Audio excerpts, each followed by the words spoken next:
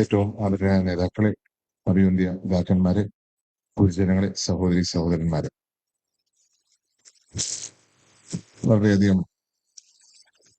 വേദനയോടെ കൂടിയാണ് ഞാൻ ഇവിടെ നിൽക്കുന്നത്. കാരണം ഇങ്ങനെ ഒരു നന്ദി പറയേണ്ടി വരുമെന്ന് സ്വപ്നേവി വിചാരിച്ചിരുന്നില്ല. കഴിഞ്ഞ കുറെ ദിവസങ്ങൾ എന്നെ സംബന്ധിച്ച്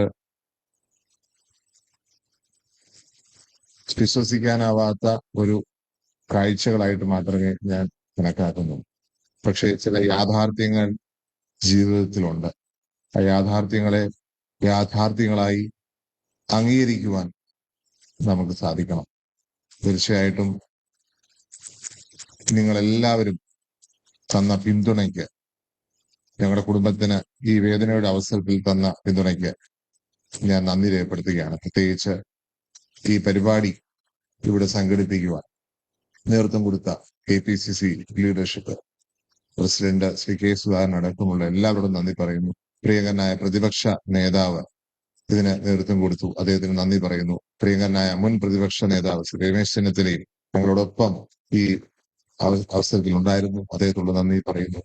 ഒപ്പം പ്രിയപ്പെട്ട മുഖ്യമന്ത്രിയാണ് ഈ പരിപാടിയിൽ വന്ന് സംബന്ധിച്ചത്, അദ്ദേഹത്തോട് നന്ദി.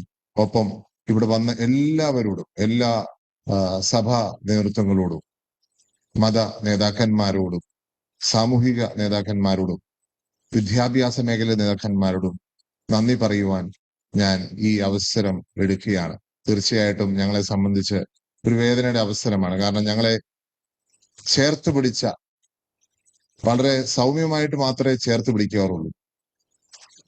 എന്നോട് പോലും, അല്ലെ ഞങ്ങൾ ആരോടും എന്താവണമെന്നോ എന്ത് ചെയ്യണമെന്നും പറഞ്ഞിരുന്നില്ല. ജീവിതത്തിന്റെ അവസാനം വരെ പൂർണ്ണ സ്വാതന്ത്ര്യം തന്ന ഒരു വ്യക്തി. മാത്രമല്ല, ഇവിടെ പറഞ്ഞതുപോലെ സ്വയം ത്യജിച്ചുകൊണ്ട് ഏറ്റവും അവസാനം അദ്ദേഹത്തിന്റെ CT ഫോർട്ടിസ് ഹോസ്പിറ്റൽ എടുത്തു. നമ്മുടെ എല്ലാം ചെറുകൂടലാന്ന് തോന്നുന്നു, 1.5 കിലോമീറ്ററോളം ഉണ്ട്. അദ്ദേഹത്തിന് വെറും 300 മീറ്ററേ ഉള്ളായിരുന്നു. കാരണം ഭക്ഷണം കഴിക്കാതെ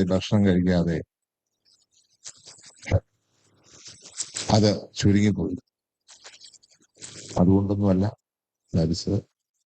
പക്ഷേ ജീവിതകാലം മുഴുവൻ ഭക്ഷണം കഴിക്കാതെ മറ്റുള്ളവരെ കരുതിയ ഒരു വ്യക്തിയായിരുന്നു.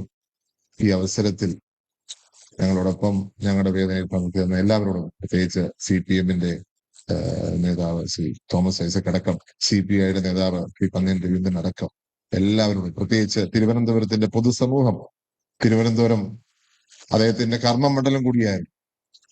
പുതുപ്പള്ളി മാത്രമല്ല, തിരുവനന്തപുരവും അദ്ദേഹത്തിന്റെ കർമ്മമണ്ഡലമായിരുന്നു. ഈ നഗരത്തെയും അധികം സ്നേഹിച്ചിരുന്നു. അതുകൊണ്ട് തന്നെയാണ് ഇവിടുത്തെ വികസന കാര്യത്തിൽ ഏറ്റവും കൂടുതൽ താല്പര്യമെടുത്ത് വിഴിഞ്ഞം പോർട്ട് മാത്രമല്ല, തിരുവനന്തപുരത്തിന് ഒരു മെട്രോ ഉണ്ടാകണം എന്ന് ആഗ്രഹിച്ചുകൊണ്ട് അതിനുവേണ്ടിയുള്ള പ്രവർത്തനം, ഇവിടുത്തെ അണ്ടർപാസ് അടക്കമുള്ള കാര്യങ്ങൾക്ക് അദ്ദേഹം നേതൃത്വം കൊടുത്തു. അപ്പോൾ തിരുവനന്തപുരത്തിന് പ്രത്യേക നന്ദി. നിങ്ങൾ കൊടുത്ത യാത്രയയപ്പ്, അതുപോലെ ഇന്ന് ഇവിടെ തന്ന സ്വീകരണം, തിരുവനന്തപുരത്തിന്റെ പൊതു സമൂഹത്തോടുള്ള നന്ദി, എന്റെ കുടുംബത്തിന്റെ, എന്റെ വ്യക്തിപരമായ നന്ദി ഈ അവസരത്തിൽ രേഖപ്പെടുത്തുന്നു. നന്ദി, നമസ്കാരം.